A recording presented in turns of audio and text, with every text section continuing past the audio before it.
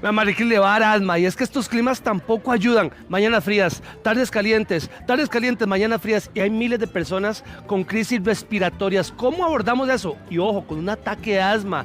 Doctor Carlos Estrada, bienvenido. Muchísimas gracias, Ítalo. Sí, y como lo decías, este es el momento donde vemos ese contraste, ni lo tengo que explicar, el bochorno, Así la humedad, luego en la tarde-noche se pone más frío y para muchos alérgicos y los asmáticos, recordemos que son los alérgicos en pulmón, es un problema porque empiezan las crisis. Ahora, y usted ve, ¿verdad? Emergencias, hospital de niño lleno, Calderón lleno y todos con crisis respiratorias, Ese doctor. es el tema. Yo creo que mucho de lo que vemos en Costa Rica tiene que ver con la época del año. Ya estamos entrando en lo que llamo yo la escalera o esa montaña hacia octubre, que es el mes más húmedo, donde tenemos más lluvia. Y evidentemente empezamos con temas respiratorios desde muy temprano. Este año no ha sido normal. En febrero teníamos frío. Semana Santa no fue tan caliente. Empezó más bien como bochornoso. Y en este momento tenemos ese cambio de temperatura que también afecta mucho a los niños, a muchos pacientes, inclusive en la tarde-noche. Una curiosidad, el pulmón se inflama en la noche. No es algo malo, te pasa a vos, me pasa a mí, les pasa a ustedes. El problema es que el alérgico lo hace todavía más intenso. Por ejemplo, casi todos los papás en casa dicen, qué raro, yo noté que mi niño tose en la noche. Sí, en la madrugada se me levanta y empieza a toser. Eso es un mecanismo que sucede en el alérgico precisamente por la inflamación del pulmón. Y es una pista, porque si yo tengo un niño que ya tuvo un resfriado y sigue con la tos en la noche, sigue con síntomas, al mes se vuelve a resfriar, o en un adulto sucede lo mismo, que tienen gripes como que no se van, cuidado, puede ser una manifestación de asma. Que asma al final de todo esto es una enfermedad alérgica, no es algo malo. Y algo que tenemos que cambiar es que a nosotros dos nos enseñaron el asma del siglo pasado. ¿Cierto? Que era, mejor no haga ejercicio. Mejor no haga ejercicio. Tome la bombita, por si acaso. Exacto, o sea, era como mejor no haya educación física, tengamos cuidado. Y eso es al revés. Más bien ahora vemos el asma que llamo yo del siglo XXI, donde invitamos a estos niños, a estos adolescentes, a los adultos, a hacer ejercicio. Y ve qué interesante, entre más ejercicio, mejor va a estar. El tema es que obviamente, si yo tengo una persona ahorita que me escucha y me dice, doctor, pues yo me siento apretado de pecho, me falta el aire, estoy con tos, ¿cómo voy a hacer ejercicio? Precisamente con tratamiento, que más que todo lo enfocamos en la parte preventiva.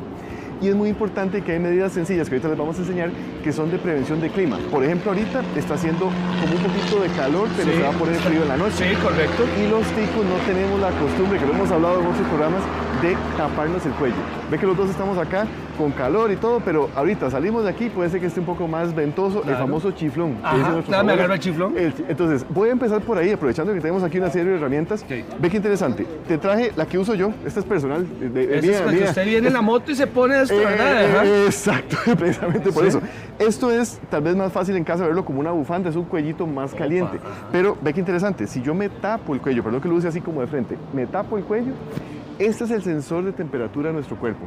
Y es muy interesante porque nuestros abuelos lo decían, tápese el cuello, use medias. Tápese el cuello. Ellos lo saben, son expertos. ¿Por qué? Porque realmente si yo tengo a un niño, a un adulto mayor, a cualquier persona en casa que se tapa el cuello, especialmente después de las 4 de la tarde, vamos corrigiendo por temperatura lo que puede pasar en la noche. Primer detalle. Qué interesante. Ahora, esta que yo les enseño acá, o una bufanda, muchos me dirán, digamos, así como andas vos ahorita, doctor, ¿cómo me va a poner yo una bufanda? No es que anda, me mata el look. Le mata todo el, digamos, tal vez yo que ando con saco y todo, pero entonces es importante.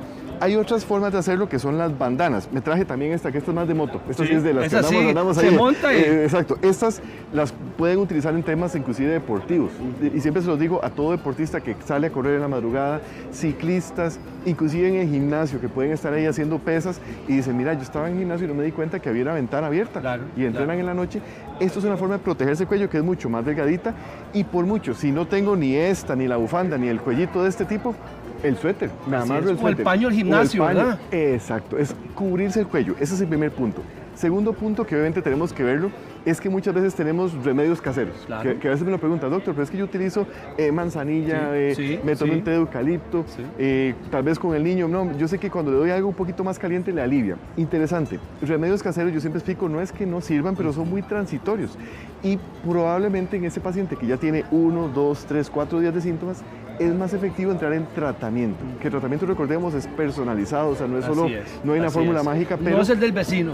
Correcto, que a veces me pasa mucho que me dicen, doctor, es que a mí me recomendaron tal pastilla, porque me dijeron que era muy buena, y a veces no es la ideal para cada persona. Doctor, Los lavados nasales, porque a veces hay moco que usted dice, pero ¿por qué tiene toda la chiquita? Y es que parece que se le pone aquí el moco, ¿verdad? Sí, esto es interesante porque parte de la cultura nuestra, todos nos lavamos los dientes, pero no... Mira, ahí salió un poquillo. Exacto. Ahí está. Pero no nos entrenamos a lavarnos la nariz. Claro, en un país como este que tenemos exposición a polvo, contaminación, inclusive partículas como por ejemplo en ciertos lugares como en Guanacaste, toda la zona costera del Pacífico que tenemos mucha quema, esas partículas llegan a la nariz. Esto es importante verlo primero que todo como un lavado, así como lo dijiste, lavarse la nariz. No es tratamiento en sí porque no es un antiinflamatorio como sí sería por ejemplo un inhalador como este, que son sprays nasales que tienen medicamento antiinflamatorio. Que va adentro y desinflama. Exacto, que son tal vez la parte complementaria a un lavado. Y muy importante, que siempre nos preguntan, y vos me lo dijiste ahora, las famosas bombitas, que recuerden que esto ya es tratamiento personal. O sea, no es que todos usamos la misma bombita, y más bien voy a dar un comercial importante. Sí.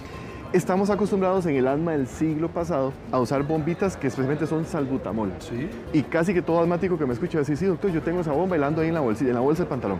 Salbutamol, hoy por hoy, siglo XXI, sabemos que la persona que lo usa mucho, más bien tiene riesgo de más crisis. ¿Ves al revés? O sea que si tengo alguna persona en casa que usa mucho este tipo de bombita, que sepa que ahora casi no usamos bombas, usamos disparadores mucho más sofisticados, mucho más tecnológicos, pero especialmente no es tanto el aparatito. Por ejemplo, estos que están acá son mucho más nuevos, pero lo importante es evitar la crisis. Ve qué interesante, es como apagar la crisis. Este que parece un pitillo, ¿cómo se hace, Doc? Este es diferente, estos son más bien de carga, no tienen salida de spray, que eso es interesante, y se cargan en la base. Hay muchas formas de presentación de este tipo de dispositivos, son de polvo seco, pero ve la diferencia. Si yo utilizo uno como este que es en bomba, más de la mitad se me queda en la boca, porque mucha gente me lo dice, claro, y tengo que lavarme y no llega tanto al pulmón. Y en niños me pasa mucho que utilizamos espaciadores para poderlo facilitar, perdemos todavía más dosis. Importante, este tipo de disparadores que son de polvo son mucho más rápidos y llegan más rápido al pulmón. Entonces ve la diferencia, cómo va cambiando la tecnología y eso nos ayuda mucho. Este no se puede todavía para un chiquito que tenga tal vez un... Sí está indicado en niños de más de 6 años se puede utilizar y en algunos casos también dependiendo de la condición se puede utilizar en menores de esa edad, especialmente cuando vemos crisis recurrentes o síntomas repetitivos. ¿En qué momento acudimos al jarabito, doctor, el famoso jarabe? Interesante. Aquí tenemos para explicarles, bueno, jarabes, recordemos el jarabe para efectos prácticos y yo siempre lo digo así, el jarabe es cosmético, o sea, no es el tratamiento, el jarabe me ayuda más que todo como a limpiar la flema, a aliviar síntomas locales. Jarabes siempre van a estar a la par de algún medicamento, sea antialérgico, sea antiinflamatorio.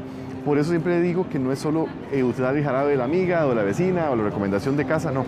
Es tener siempre una guía. Porque, por ejemplo, la primera pregunta es, ¿cuál es el mejor jarabe? No, tiene que ser enfocado con un antiinflamatorio. Exacto. Ojalá que sí. Sí, es un tema de buscar la mejor opción. Y segundo, una pregunta clave, ¿cuánto tiempo? Porque tengo pacientes que lo han tomado hasta por 3 meses y no les alivia la tos. Entonces es muy importante saber que el periodo de jarabe es muy corto, usualmente es la primera semana porque es muy de lavado, de limpieza la parte de garganta, como quitar la flema. Doctor, ¿por qué usted ve en las escuelas, en los kinder, mamá y papá, yo sé, ayer a las 3:30 de la mañana Irene con tos, se le calmó, pero en las 3:30 de la mañana, pasan 2 meses y vuelve la crisis. Entonces, ¿qué está pasando con los niños? Interesante la pregunta, te lo voy a poner así. Primero, el niño alérgico, o sea que ya hay cierta tendencia a hacerlo, es el que les decía que tiene una gripe y luego vuelve a pasar. Es como ya 2 gripes en un año, está un poco más dirigido a la parte alérgica. Segundo, este país es un país lindo, es una bendición vivir acá, pero tenemos mucha humedad. Por supuesto. Y este año en específico ha sido un año que hemos tenido humedad, que pasó casi que al doble del usual para este mes. Es más, ustedes lo notan, está caliente en todo el país. Y ese bochorno afecta mucho al niño, porque veámoslo fácil. El filtro por donde pasa toda la humedad, que es el vapor de agua que yo respiro, en la nariz. Así es. Lo hago de una forma más práctica. Si yo tuviera todos en casa y los llevo a las termales en San Carlos o vamos a un sauna, nos va a costar respirar, porque esas partículas entran por la nariz. A los niños les pasa lo mismo, y especialmente cuando hay una parte alérgica, como en la nariz, en la garganta o en pulmón, que es el asmático, se van a activar más fácil. Por eso la pista de lo que acabas de decir de la historia es, si yo tengo un niño que ya lleva 2, 3 gripes, que tal vez son alergia, o que queda con tos después de una gripe, o que queda como con pitillos en el pecho, es muy importante llevarlo a consulta. ¿Por qué? Porque no es solo tomarse un jarabe, sino tener una estrategia. Y esto es muy importante, te decía ahora la palabra alma siglo XXI es estrategia, porque tengo muchos pacientes que me dicen, doctor, no, yo ya sé cómo manejarlo, me uso la bomba de vez en cuando y me la voy jugando. No, porque el problema es que ya sabemos que ese tipo de paciente tiene más probabilidad de ir a un hospital a eso, y va a estar amarrado, correcto, a tener que estar usando rescatador. Entonces lo importante es saber que hay muchas formas de abordarlo, pero tenemos una estrategia. Doctor, para muchas personas y niños que tienen ataque de tos, entonces abren, ponen el vapor caliente y ponen eucalipto. ¿Eso sirve, no sirve? Muy buena pregunta. Voy a aprovechar el eucalipto, mentolados, inclusive mucho paciente utiliza confititos que tienen sabor a mentol. Sí, correcto. Es muy interesante, la garganta tiene como una especie como de antenitas, de sensores que cuando se lleva la partícula de mentol o el eucalipto pueden aliviar transitoriamente en la primera dosis. Esto es real, esto sí sucede. El problema es que si sigue acumulando, se sigue utilizando este tipo de sustancias, más bien se irrita. Es al revés. Y esto quiero aprovecharlo porque tengo mucho paciente que más bien utiliza aromaterapia. Por ejemplo, están con tos, están con flema. Y empiezan las gotitas por todo lado.